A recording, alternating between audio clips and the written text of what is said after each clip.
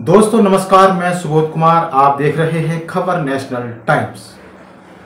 Vote काटने का षड्यंत्र कैसे चल रहा है, इसका बड़ा खुलासा मध्य प्रदेश में हुआ था। ये बड़ी खबर है। एमपी में बीजेपी आरएसएस से जुड़े लोगों के बीएलओ सहायक बनाने पर बवाल। डीएम ने मानी गलती। अब तो आप जान सकते हैं कि किस कदर वोट कटवाने का सिलसिला चलता है। जहां बीजेपी की सरकार होती है वहां पर दबाव बनाया जाता है बीएलओ पर। क्या है पूरी खबर, आइए जानते हैं विस्तार से।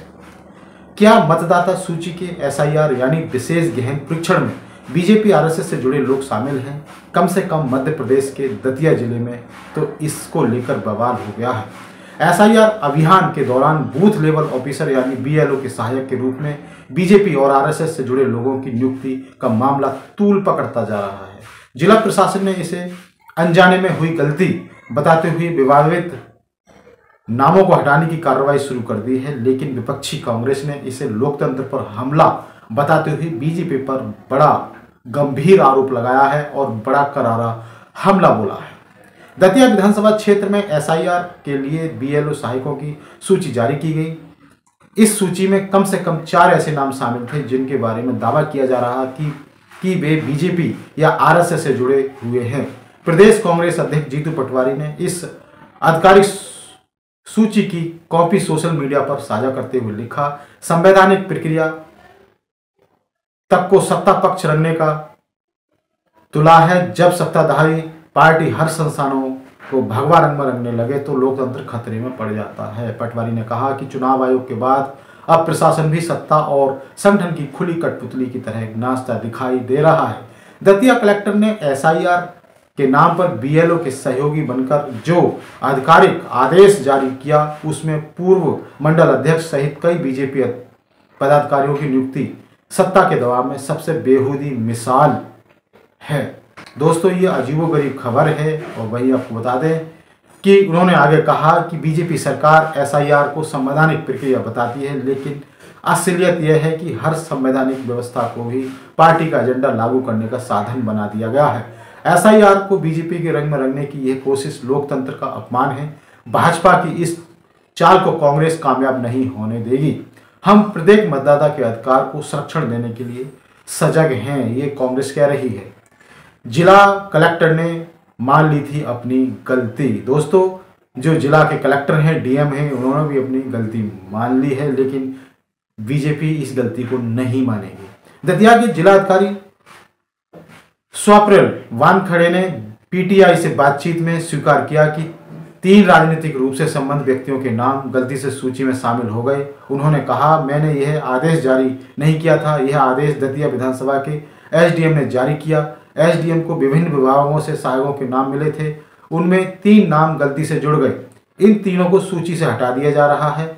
इसमें कोई दुर्भावना नहीं थी। एसडीएम का भी ऐसा कोई इरादा नहीं था, पर गलती हुई है। हमने एसडीएम से स्पष्टीकरण मांगा है कि यह कैसे हो गया। बिल्कुल इसमें एसडीएम को सस्पेंड करना चाहिए और ऐसे अधिकारियों को बाहर करना चाहिए। आरोपियों का पक्ष आखिर जो गलती मार रहे हैं या फिर आरोप लगा रहे हैं वो क्या कह रहे हैं। सूची में मनीष मिश्रा का नाम भी शामिल है। इन्हें जीतू पटवारी ने बीजेपी कार्यकर्ता बताया है। मनीष मिश्रा ने द इंडियन एक्सप्रेस से कहा, मैं बीजेपी में कोई पद नहीं रखता हूं, मैं छोटा मोटा कार्यकर्ता जरूर हूं। यदि कार्यकर्ता हो तो काम तो करते हो पार्टी के लिए। प्रशासन ने इस विवाद को लेकर मुझसे अभी तक कोई संपर्क नहीं किया। एक अन्य नाम बॉबी राजा ने भी आरोपों से इनकार कर दिया था। उन्होंने कहा, मैं तो बीजेपी से हूं और ना ही आरएसएस से।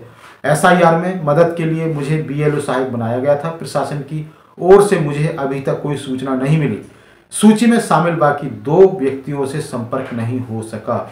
दोस्तों इन्होंने कहा है कि छोटा मोटा कार्यकर्ता हूं, लेकिन जब कार्यकर्ता हैं तो पार्टी के लिए भी काम करेंगे। कांग्रेस का हमला, कांग्रेस ने किस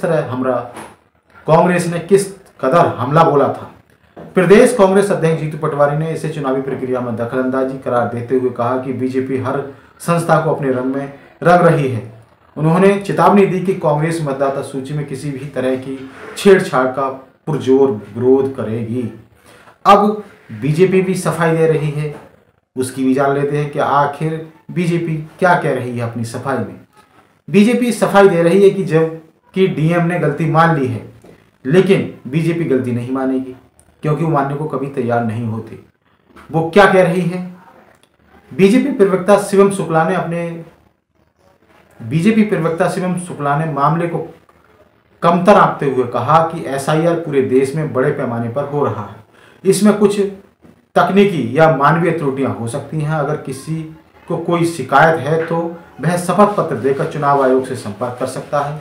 बीजेपी का मानना है कि यह प्रक्रिया पूरी तरह निष्पक्ष और पारदर्शी होनी चाहिए। क्या कार्रवाई हुई? जिला प्रशासन ने विवादित नामों को तत्काल हटाने के आदेश दे दिए हैं और एसडीएम से लिखित स्पष्टीकरण मांगा है। चुनाव आयोग के दिशा निर्देश के अनुसार बीएलओ सहायकों की नियुक्ति किसी भी राजनीतिक व्यक्ति को शामिल नहीं किया जा सकता।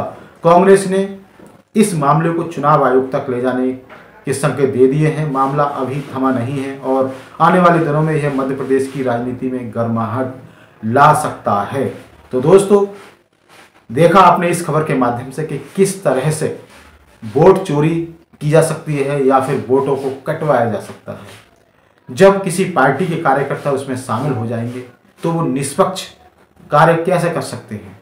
सपोज करो कल को किसी दूसरी पार्टी जैसे कि सपा हो गई, बसपा हो गई, कांग्रेस हो गई, उनके कार्यकर्ता अगर शामिल हो जाएं, बीएलओ की मदद करेंगे, तो वो अपनी पार्टी के बारे में सोचेंगे, वो विपक्ष के बारे में क्यों सोचेंगे? वो निष्पक्ष होकर काम नहीं कर सकते। इसी को वोट चोरी या वोट कटुआ कहते हैं, वोटों में धांधली कहते हैं। तो इस तरह से ये काफ़ी वोट काटे जाते हैं और जो कसर बचती है, कुछ खामियां रह जाती हैं, वो ये लोग ईवीएम के जरिए पूरी कर लेते हैं। तो दोस्तों, पूरे देश में बवाल चल रहा है वोट चोरी को लेकर और ये मुद्दा जो कांग्रेस है वो लगातार उठा रही है। तो आपको बता दें कि ये बड़ी खबर थी वोट चोरी को लेकर और मध्य प्रदेश से एक बड़े मामले का खुलासा हुआ है। इस खबर के माध्यम से हमने बड़ा खुलासा किया था। ये खबर प्रिंट मीडिया की खबर थी और वहीं आपको बता दें, यदि आप भी इस तरह की खबरों से जुड़े रहना चाहते हैं तो आप हमारे इस चैनल खबर नेशनल टाइम्स को सब्सक्राइब करें।